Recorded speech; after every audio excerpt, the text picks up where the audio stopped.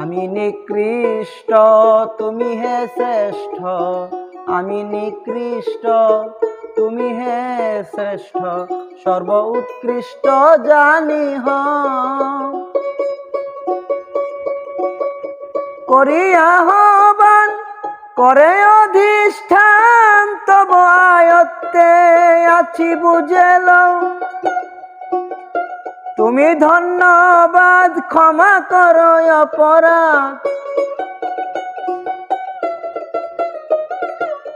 তুমি ধন্যবাদ ক্ষমা করো অপরাধ, জাগিবে নতুন হয়ে আমারই স্বভাব।